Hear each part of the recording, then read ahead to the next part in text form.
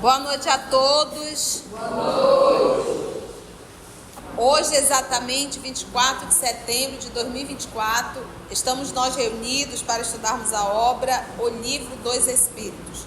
Nós estamos no livro 2º, capítulo 8. Nós estamos no comentário do professor Allan Kardec, que é quando ele fala resumo teórico do sonambulismo, que nós já finalizamos. Vamos entrar agora do êxtase e depois ele vai falar da segunda vista. Nós já tratamos de todos esses assuntos em perguntas e respostas, já estudamos. Agora ele está fazendo um resumo daquilo que nós estudamos. Vamos fazer nossa prece? Vou pedir para a nossa amiga Claudinha fazer nossa prece de gratidão. A filha da Maroca. Senhor Jesus, a oportunidade que Tu nos entrega, Mestre, a cada semana, a cada encontro. Coletivamente a gente promove contigo, com as Tuas lições, com a Tua palavra, envolvida em tantas formas de esclarecer, de iluminar o nosso caminho. E nós, Senhor, nesse compromisso de jornada, retornamos, Senhor. Retornamos à Tua presença, porque a Tua palavra, Mestre, nos fortalece. A Tua palavra nos anima. A Tua palavra, Mestre, nos dá esperança. A esperança de transformarmos esse ser antigo que nos habita e que muitas vezes resiste a Te encontrar.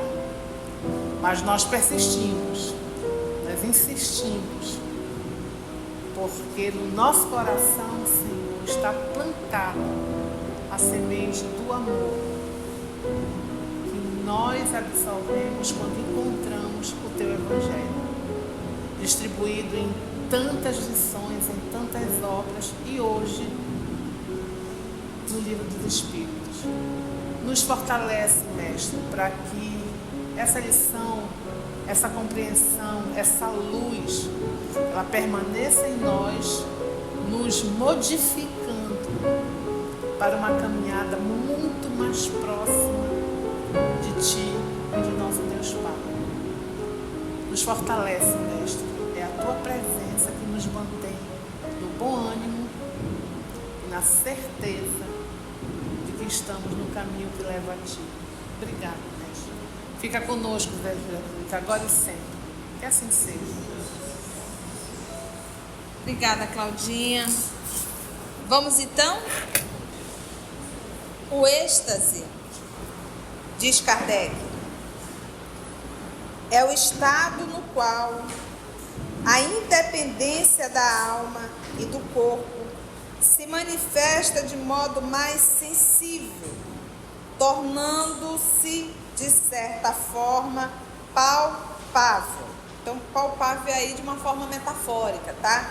Então, o êxtase ele é o estado do qual a independência da alma e do corpo se manifesta de modo mais sensível, tornando, de certa forma, até palpável, de tão lógico que é. Então, no processo de êxtase, a alma ela tem uma consciência muito maior. Então, lembra do sonambulismo? A pessoa lembra quando volta? Não. No êxtase, ela lembra, né?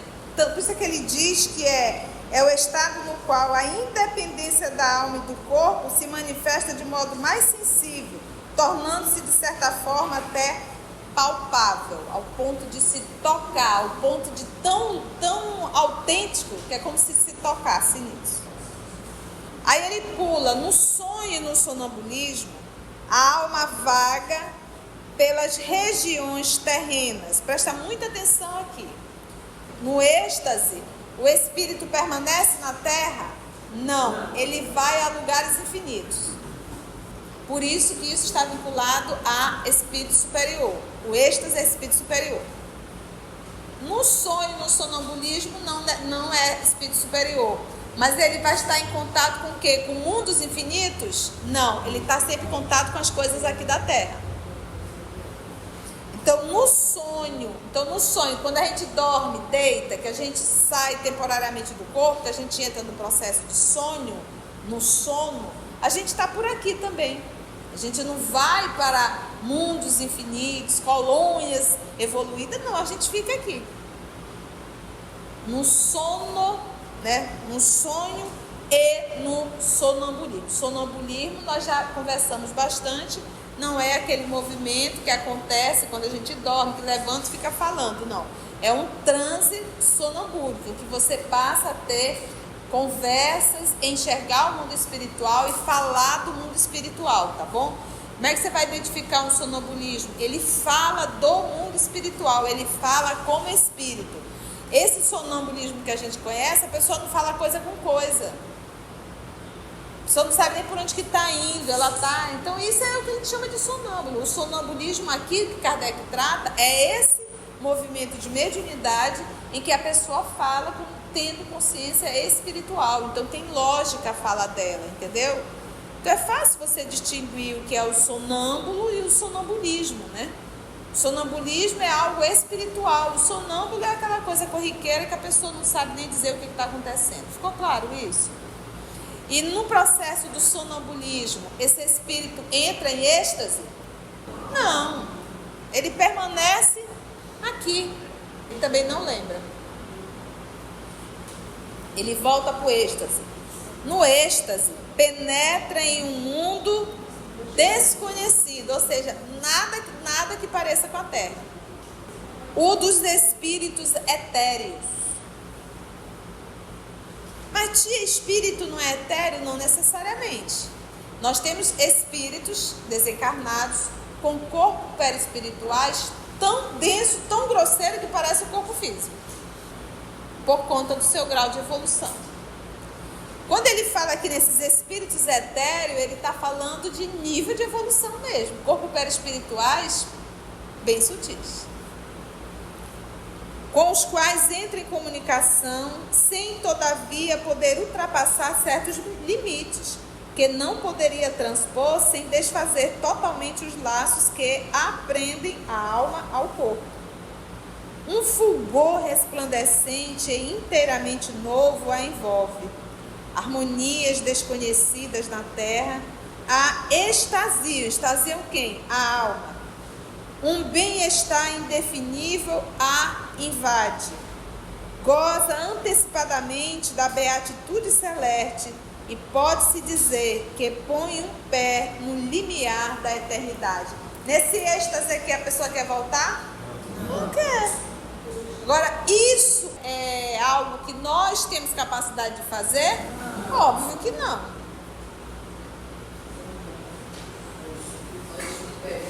Só espírito pode evoluído nisso, para ele entrar, ter acesso. No estado de êxtase, o aniquilamento do corpo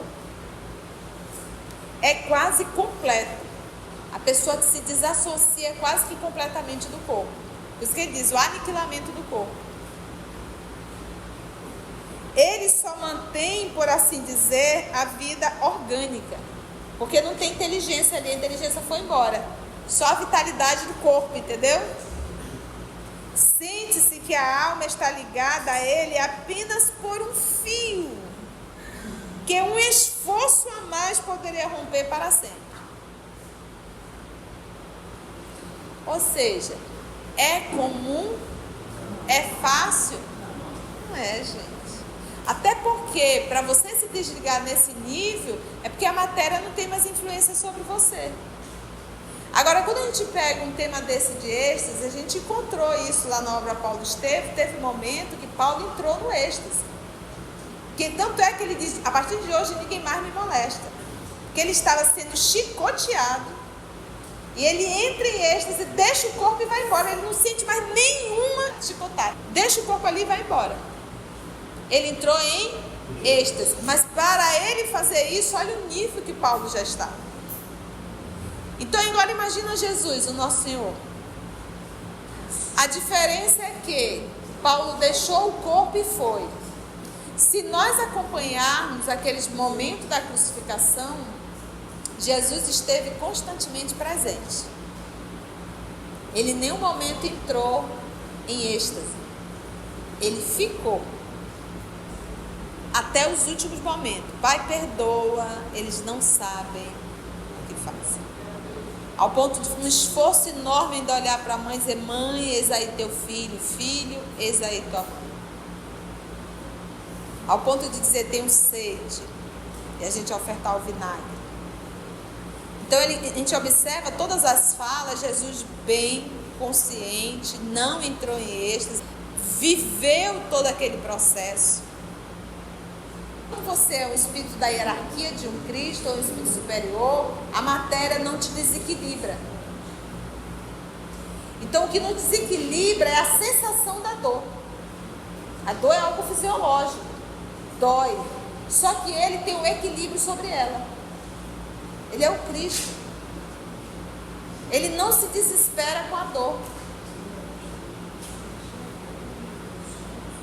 Entendeu? Tanto a dor física quanto a dor moral. Porque ali eram duas dores.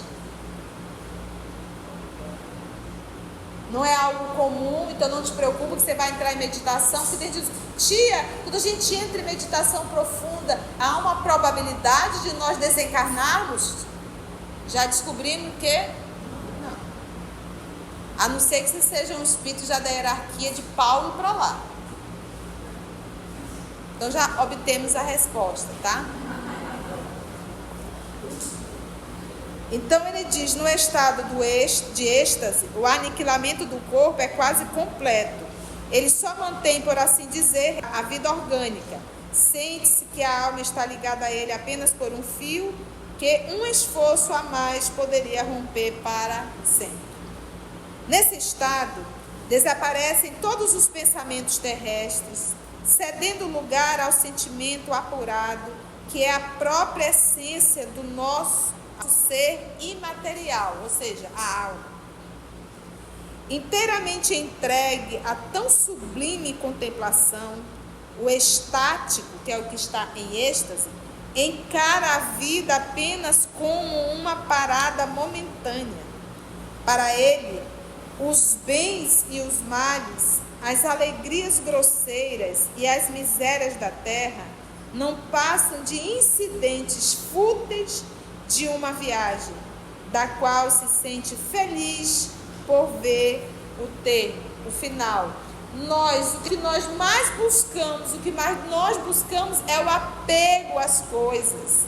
Nós não queremos largar isso aqui, nós valorizamos demais isso aqui. Está bem longe de quem realiza o êxtase. Você vai desencarnar. Um espírito evoluído, graças a Deus, acabou já o meu trabalho aqui, né? Existem estáticos que são como sonâmbulos. A lucidez pode ser mais ou menos perfeita. E o próprio espírito, conforme seja seu grau de elevação, quando ele diz conforme seja o seu grau de elevação, não é o inferior não, é o elevado, mais elevado, mais elevado do mais elevado. Entendeu? Isso é do elevado para lá. Porque mesmo dentro do elevado tem níveis, tem graus. Da mesma nós não somos os doidinhos? Somos. Tem doidinho, doidão, insuportável. Tem vários níveis de doidinho, de doidão aqui. Mesmo nós sendo espíritos da terceira ordem, tem níveis, né? Tem uns que, meu Deus, é do terceirão mesmo. Tem outros que são do terceirinho, outros que estão com um pé um pouco lá, outro cá. Conforme seja seu grau de elevação, mais ou menos apto a conhecer e a compreender as coisas. Algumas vezes, porém, há neles mais exaltação do que verdadeira lucidez. Ou melhor dizendo, sua exaltação lhes prejudica a lucidez. Presta atenção aqui. É por isso que suas revelações, muitas vezes, são uma mistura de verdades e erros, de coisas sublimes e coisas o quê? absurdas ou mesmo até ridículas. Espíritos inferiores, presta atenção aqui, aproveitam-se frequentemente dessa exaltação, que sempre constitui causa de fraqueza, quando não se sabe subjugá-la, a exaltação, para dominar o estático. Para tanto, assume aos seus olhos aparências que o mantêm apegado às ideias e preconceitos do estado de vigília, quando estão acordados. Eis aí um escolho, ou seja, um perigo para o estático. Mas nem todos são assim. Cabe a nós julgar friamente e pesar suas revelações na balança da razão. Então, às vezes, há casos do estático, ele entra nesse transe, de certa forma, quando volta, ele faz uma confusão, tem a influência espiritual e, às vezes, ele acaba supervalorizando ou criando coisas. É algo complexo, gente. É algo complexo.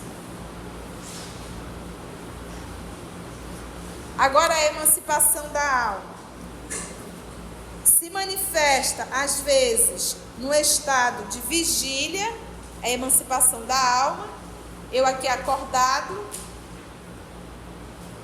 e produz o fenômeno conhecido pelo nome de segunda vista. Então, se eu estou aqui e eu emancipo a alma sai daqui, e se eu enxergo algo que ele vai chamar de segunda vista, quem está enxergando é o corpo ou a alma emancipada? Ela só consegue enxergar porque ela emancipou. Se eu tivesse aqui acordado Lúcia, eu não tenho como ter a segunda vista. Para eu enxergar com a segunda vista, ela tem que ter o que é emancipar? Lembra assim, olha, a minha filha se emancipou. O que é uma filha se emancipar? Ela saiu da guarda e da responsabilidade financeira dos pais. Então, quando ele diz a alma se emancipou, a alma se libertou da ação da matéria. Emancipou. Foi embora. Obviamente que ela está ligada por esse fio. Então, a alma enxerga. Então, quando a gente fala na segunda vista, ou a dupla vista, nessa segunda vista, por isso que é a segunda vista, porque eu estou enxergando com qual vista? Com a vista da alma. Não é com os olhos do corpo. Por isso, segunda vista. Emancipação. A alma se emancipou, saiu, se libertou da ação do corpo, que é estreita e limitada. Segunda vista, porque ele vai enxergar com os olhos da alma. A gente diz olhos, gente, só de uma forma metafórica, só para a gente entender. Porque o espírito, ele não precisa de olhos para enxergar. É a mente. Quando eu falo em máquina cerebral, eu estou falando em corpo orgânico. Quando eu falo em mente, eu estou falando do espírito. Então, produz o fenômeno conhecido pelo nome de segunda vista, que dá aos que a possuem, a segunda vista, a faculdade de ver, de ouvir e sentir além dos limites dos nossos sentidos. Ver, ouvir e sentir além dos limites dos nossos sentidos. Então, isso é um médio vidente, é um médio auditivo, é um psicoaudição, psicovidência? Não. A psicoaudição, a psicovidência tem uma predisposição orgânica para isso. Eu estou aqui, eu estou consciente. Eu escuto aqui, eu não preciso emancipar a alma para ser um médio psicoaudiente ou psicovidente.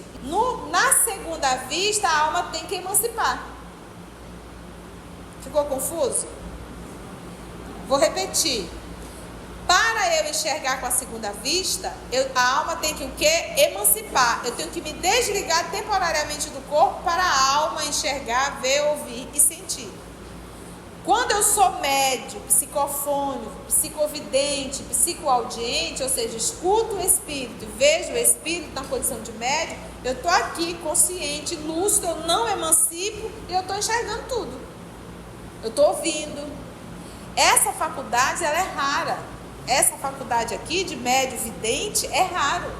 Não é algo comum. Aparição várias vezes. O fulano uma vez na vida viu um espírito, isso é muito comum. Eu vi um espírito uma vez na vida, isso é muito comum. Agora ver constantemente, isso é raríssimo. Porque a gente não ia dar conta, a gente ia surtar. Porque você acha que vai ver só espírito nobre, superior?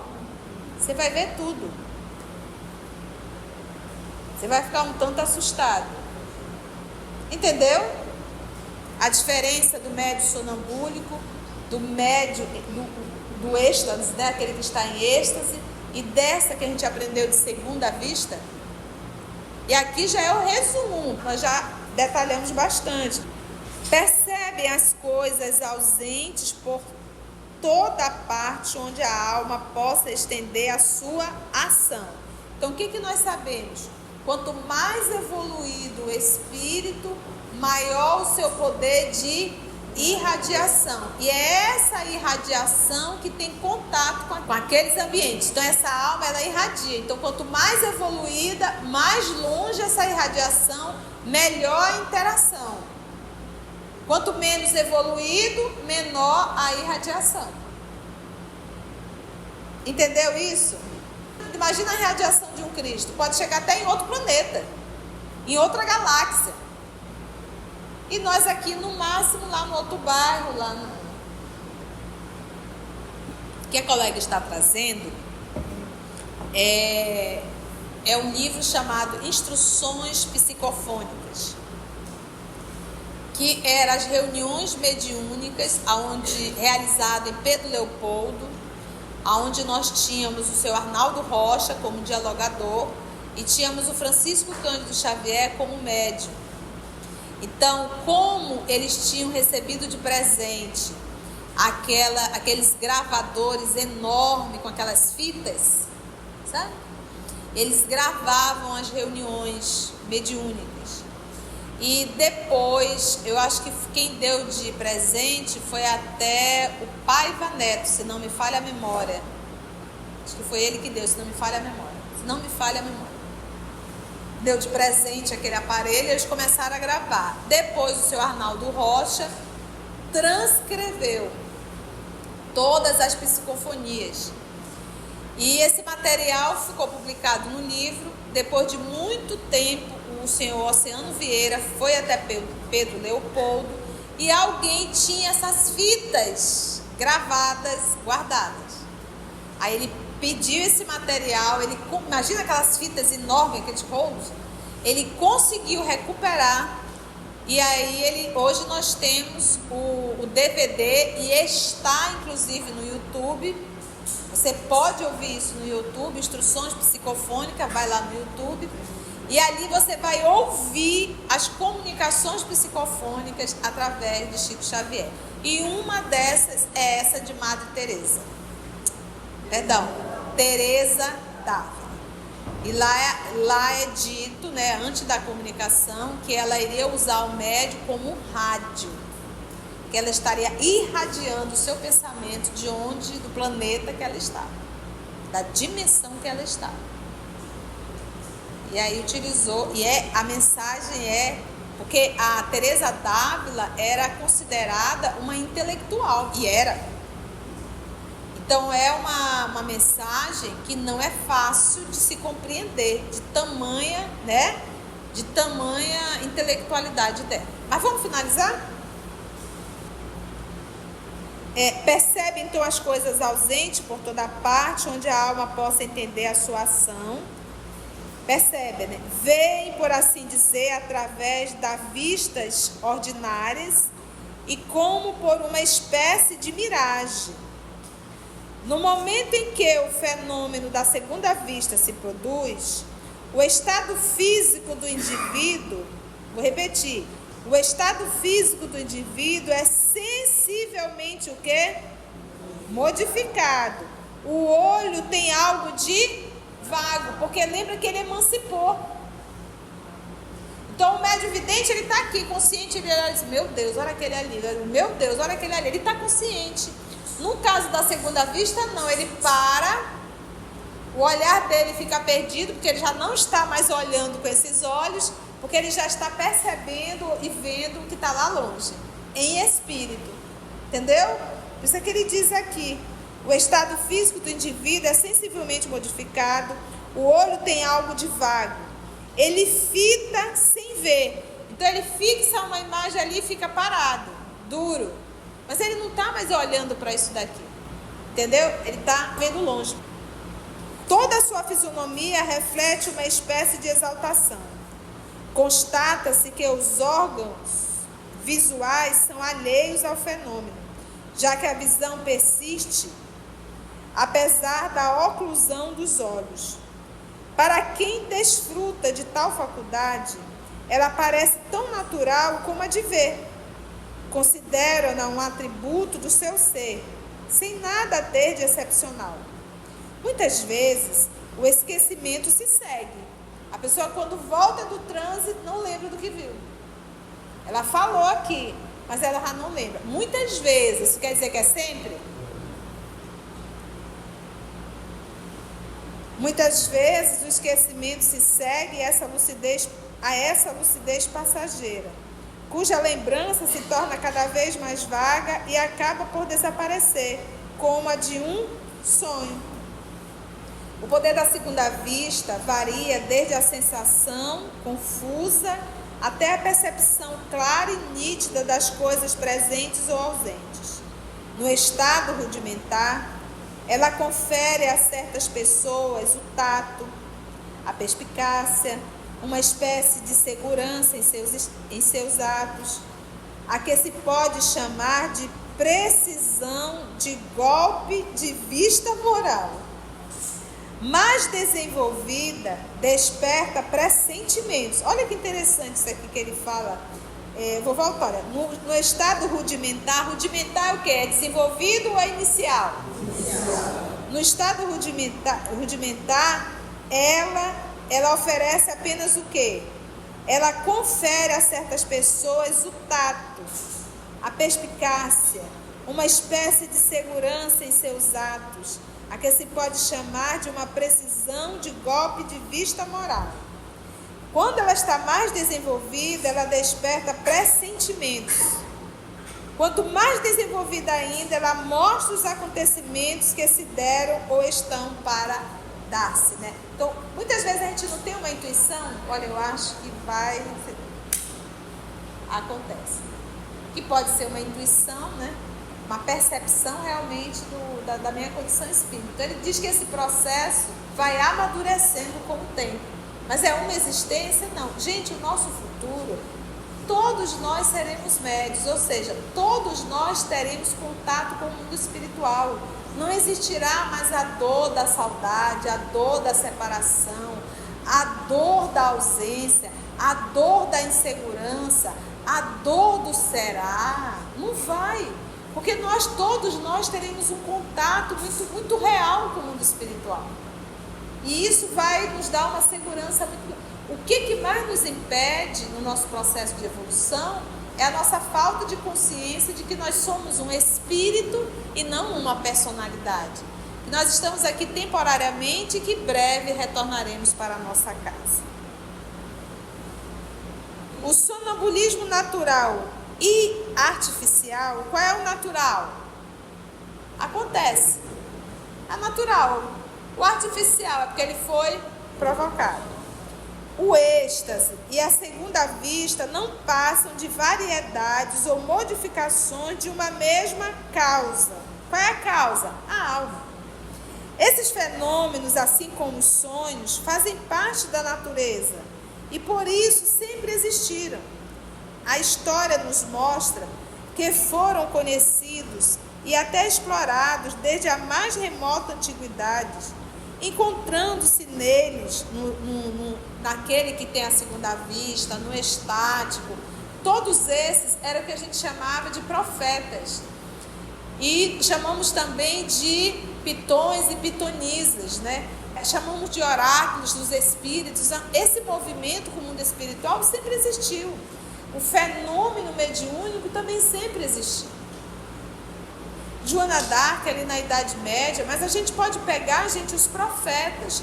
Quando a gente estuda o Livro dos Espíritos, e se nós formos pegar o Antigo Testamento para ler os profetas, a gente vai dizer, olha, ele era médio, gente. Olha isso aqui, ele estava em êxtase. Olha isso aqui, é dupla vista. Olha isso aqui, é um efeito de materialização. Você começa a identificar. É por isso que o Livro dos Espíritos veio antes do Evangelho segundo o Espiritismo, para a gente poder identificar. Encontrando-se neles a explicação de uma porção de fatos que os preconceitos fizeram ser visto como o quê?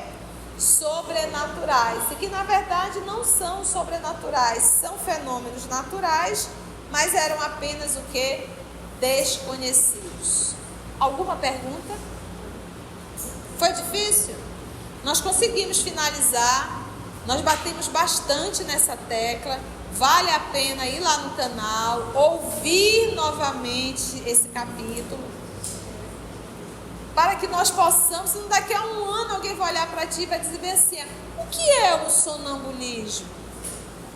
Aí você vai dizer, aí vai vir o meu rosto na tua frente, a tia falou isso, mas aí você vai ficar, alguém vai dizer, a sonambulismo é aquela pessoa, não, isso aí tu vai saber, pelo menos isso tu vai dizer, não, não é isso. Isso aí eu sei que não é. Mas tu não vai saber desenrolar. Ou alguém chega, porque você é espírita, né? Você já estudou no EOS há mais de 15 anos, né? Então a pessoa pode chegar contigo, você estuda lá no EOS, sim, estudo no EOS. O que é dupla vista? Então vamos aprender, né? Usar aí a neuroplasticidade, né? Estimular esse movimento cerebral aí, esse contato, né?